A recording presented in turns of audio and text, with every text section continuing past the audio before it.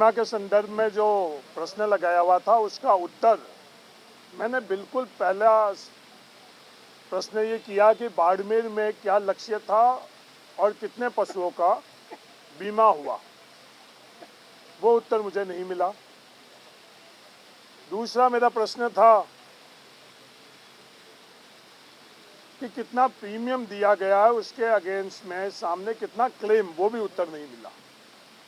घोषणा के लिए तो 42 लाख पशुओं का पशु बीमा और धरातल के अंदर 10 लाख, इतना बड़ा अंतर है। तो सिर्फ घोषणा, बजटीय घोषणा, विज्ञापन तक ही सरकार के फैसले रही।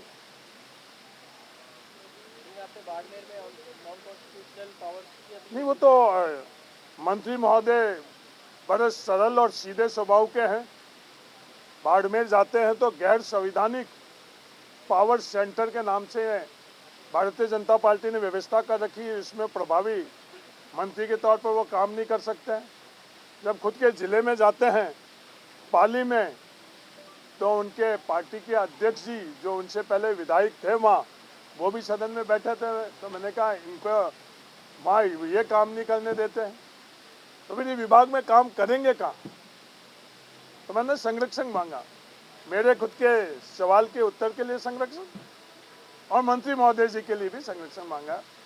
ये मेरा बाड़मेर में एक बहुत गंभीर स्थिति, वेल नंबर 8 पर जो क्रूड ऑयल बाल बह रहा है, आज तीसरा दिन है। लगातार पहले भी ये कहा जाता था जो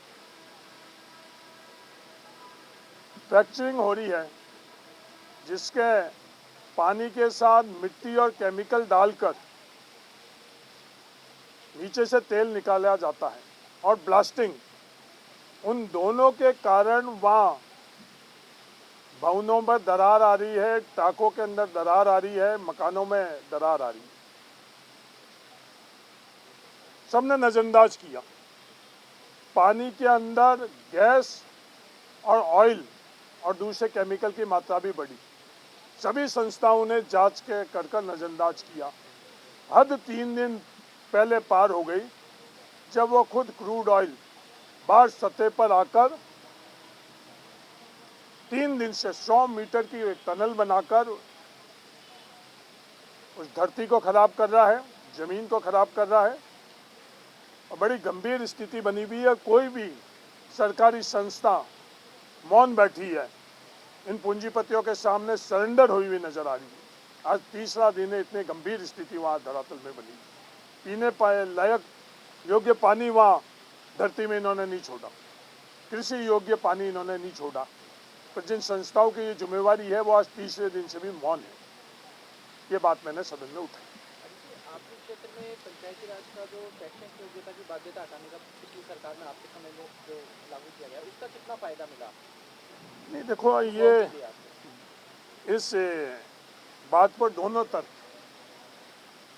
एक तर्क तो ये है कि शैक्षणिक योग्यता की पाबंदी रखेंगे तो शिक्षा का स्तर बढ़ेगा, पर नीचे सिद्धांतिक तौर पर अलग चीज़ है, व्यवहारिक तौर के ऊपर नीचे क्या स्थिति। गांव के अंदर हम लोग अवसर दे पा रहे हैं, स्कूलें खोल ली, पर वहाँ शिक्षक दे पा रहे हैं? नहीं दे पा रहे हैं। कितनी स्कूलें हैं जो भवनविहीन है, कितने स्कूल है जहाँ शिक्षक नहीं है।